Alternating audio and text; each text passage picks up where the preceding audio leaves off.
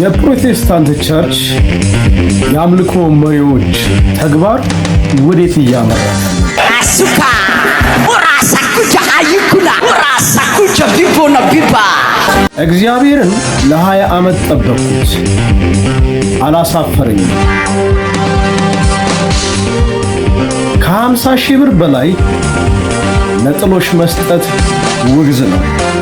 አዲሱ የቃለ ሕይወት አቋም መግለጫ ጎጂ ልማዳዊና መጤ ድርጊቶችን በተመለከተ የወጣ የአቋም መግለጫ። ከቤተ ክርስቲያን በዚህ ዘመን የተዘረፍነው ነገር ዛሬ ከቤተ ክርስቲያን የተዘረፈ ከባድ ነገር ምን? ሰላም ጤና ይስጥልን ክቡራትና ክቡራን ውድ ቤተሰቦቻችን፣ ቆይታ ሁሉ ሰላም ነበር። እንደተለመደው ዛሬም በሌላ ቪዲዮ ተመልሰን መጥተናል። እስከ ፕሮግራማችን መጨረሻ አብራችሁን ቆዩ። ለቮይስ ኦፍ ግሬስ አዲስ ሆናችሁ ቻናላችንን ሰብስክራይብ በማድረግ ቤተሰብ ይሁኑ። ታዲያ ይህንን ቪዲዮ ላይክ በማድረግ ጀምሩት። ቀጥታ ወደ ቪዲዮአችን እናልፋለን። አሱካ ወራሳኩጃ አይኩላ ወራሳኩጃ ቢቦና ቢባ ጅራ አሳ ቡሉ ዛ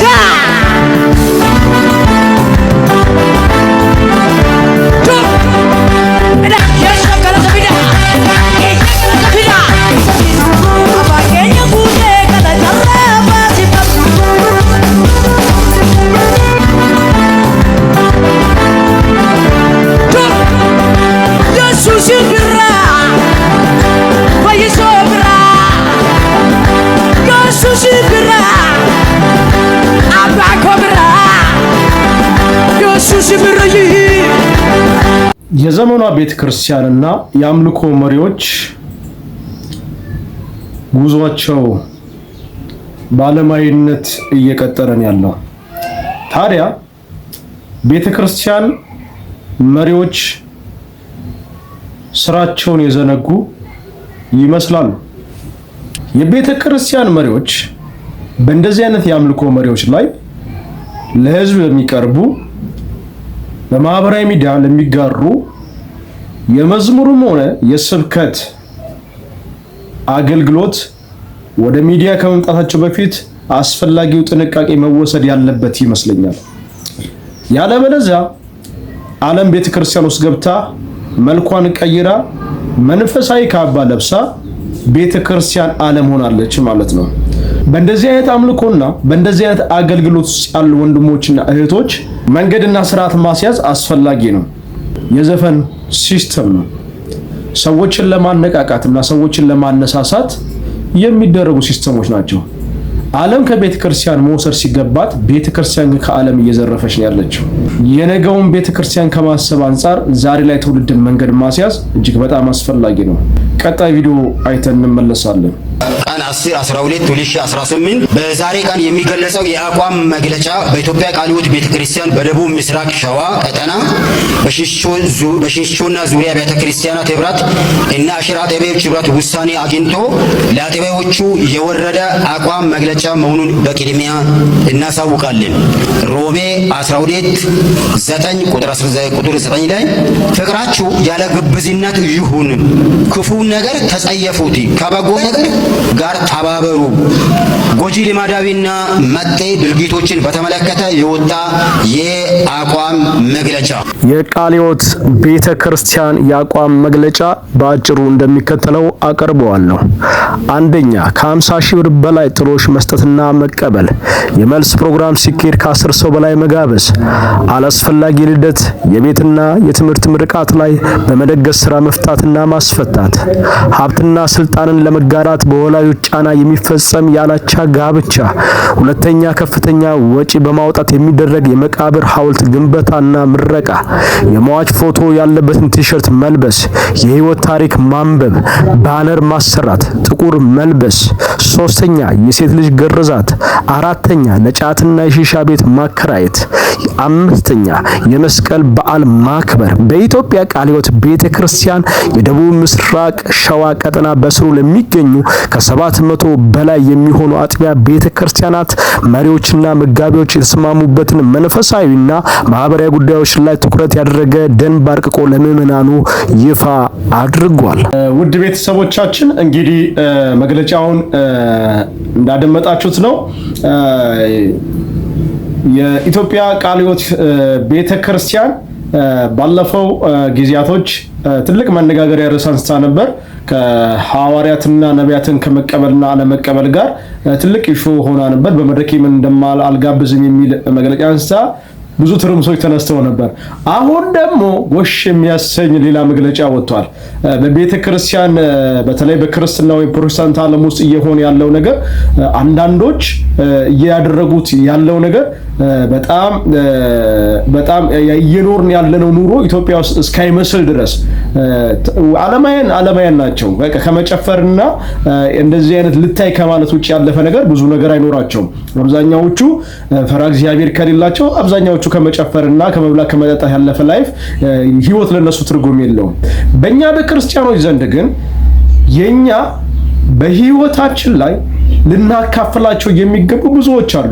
ብዙ የተራቡ ሰዎች በዙሪያችን ያሉ፣ በቤተ ክርስቲያን ውስጥ አሉ፣ በውጭ አሉ። ለነሱ ማካፈል ሲገባን ነገር ግን ዓለማውያንን ጋር ከመወዳደርና ከመፎካከርም ጭምር ቤተክርስቲያን ውስጥ ብቻ ካለው ጋር አደፉክሩ ባይዘው ውጭም ካለው ጋር ከመፎካከር አንፃር ነው። ስለዚህ በእንደዚህ አይነት መልኩ ውስጥ ብዙ ገንዘቦች ይባክናሉ፣ ጊዜ ይባክናል፣ ጉልበት ይባክናል፣ ስራ ይፈታል። የማይሆን ፕሮግራም በማድረግ በተለይ የምስጋና ፕሮግራም እየተባለ የሚባክኑ ነገሮች አንዳንዱ ሰዎችንም ከማስቸገር ጭምር ነው የምስጋና ፕሮግራሞች የሚደረጉት እና እነዚህ ፕሮግራሞች በሙሉ በመወገዛቸው በጣም ደስተኛ ነኝ። ሌላው ለጥሎሽ የሚሰጠው ገንዘብ ከ50 ሺህ ብር በላይ መብለጥ የለበትም። እኔ እሱንም ባይሆን ራሱ ባይደረግ ባይኔ ልኩ ከዚህ አሁንም ቢያንስ በግማሽ ቢያንስ በጣም አስፈላጊ ነው ብዬ አስባለሁ። ግርዛትን፣ ልደትን፣ የተለያዩ ፕሮግራሞችን ምክንያት በማድረግ ስራ መፍታትን ቤተክርስቲያን ውስጥ የማይሆን ጫናዎችን መፍጠር እጅግ በጣም አስፈላጊ ስላልሆነ እንግዲህ እንደዚህ አይነት ነገር ፍላጎቱና ምኞቱ የማድረግ ሐሳብ ያላቸው ወንድሞችና እህቶች በቤተክርስቲያን ውስጥ አይኖሩ ማለት አይደለም፣ ይኖራሉ። ነገር ግን ቤተክርስቲያኗ አጥብቃ እንደምታወግዝና እርምጃም እንደምትወስድ ጭምር ነው መልእክቷን ያስተላለፈችው። ብዙዎች አሉ፣ የተራቡ አሉ፣ የታረዙ አሉ። ሰውየው የተራበ ወንጌል ክርስቶስ ኢየሱስ ያድንሃል ብትለው ዋጋ የለውም፣ ትርጉም የለውም። ሰውየው ከራቡ ነው ማረፍ ያለበት። ሰውየው እየበረደ የሚለብሰው አጥቶ በብርድ እየተሰቃየ እያየ ነው ማልበስ ሲገባን ክርስቶስ ያሞቃል ብንለው ዋጋ የለውም። ያዕቆብ መልእክት እሱ አይደለ? ያዕቆብ ያለ ስራ የሆነ እምነት በራሱ ሙት ነው አይደል የሚለው? ያለ ስራ የሆነ እምነት በራሱ ሙት ነው። ስለዚህ እምነታችን በስራም የተገለጠ መሆን አለበት። እምነታችን በስራ የተገለጠ መሆን አለበት። ለሌሎች አርያ መሆን መቻል አለብን። ያለንን እየበተነ ሳይሆን ያለንን ለሌሎች በማካፈል ለተራቡ በማብላት የታረዙትን በማልበስ ያዘኑትን በማጽናናት እምነታችን በስራ መገለጥ መቻል አለበት። አዎ ያገኘነውን ህይወት ግን በተግባር የምንገልጥ ሰዎች መሆን አለበት። ስለዚህ ቃለ ሕይወት ቤተክርስቲያን እየወሰደችው ያለው እርምጃ ደስ የሚያሰኝ ነው። የነገዋ ቤተክርስቲያን ተስፋ አላት ማለት ነው። ትውልድ አላት ማለት ነው። የሚተርፍ ትውልድ አለ በዚህ መካከል ማለት ነው። ስለዚህ ቆንጆ ነው፣ ደስ የሚያሰኝ ነው። ጌታ ኢየሱስ ሲባርካችሁ ውድ ቤተሰቦቼ። እናንተ እስቲ በዚህ በጥሎሽና በተለያዩ የምስጋና ፕሮግራም የልደት ፕሮግራሞችን እንዲሁ ደግሞ ሌሎችንም ሴሬሞኒዎችን በተመለከተ ያላችሁን ሐሳብ አስተያየታችሁን በኮሜንት መስጫ ሳጥን ውስጥ አስቀምጡልን። ቀጣዩ ቪዲዮ አይተን እንመለሳለን።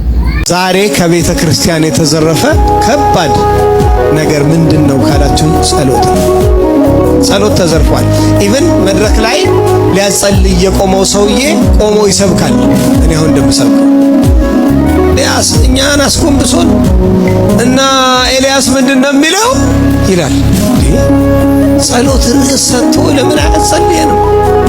ጸሎት ርዕሱን እኔ በድሮ ጊዜ እኛ የለመድነው ጸሎት ምንድነው?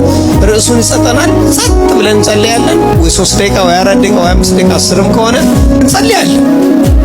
በቃ ጉልበታችንን የናስ ያደርግልናል ጌታ። ተንበርክከን በቃ ጠንክር ያደርግልናል። ደግሞ አዳር ጸሎት እንልና አዳር መዝሙር እናደርገዋለን። ጸሎት ተዘርፏል።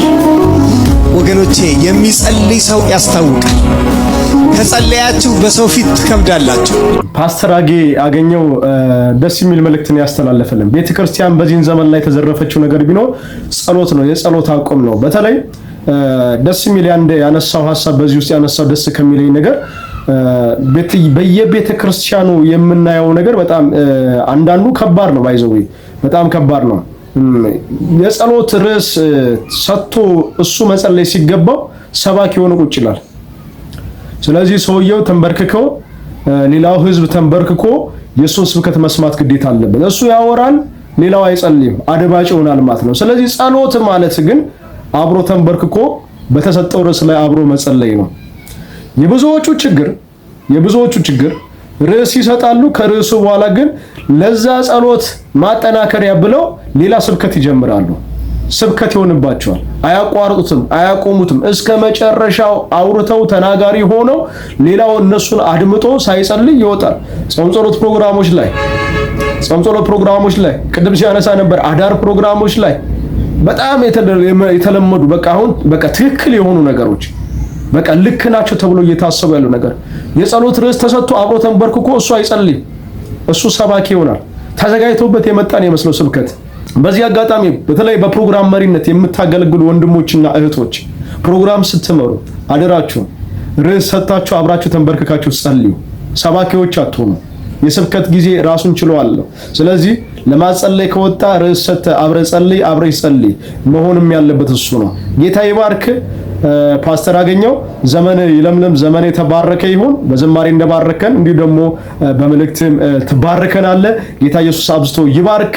ውድ ቤተሰቦቻችን እስከዚህ ቪዲዮ መጨረሻ አብራችሁ ስለነበራችሁ ከልብ እናመሰግናለን። በቀጣይ በሌላ ቪዲዮ ተመልሰን እስክንገናኝ ድረስ የጌታ ጸጋና ቸርነት ከሁላችሁ ጋር ይሁን። ተባረኩልኝ። ወዳችኋለሁ።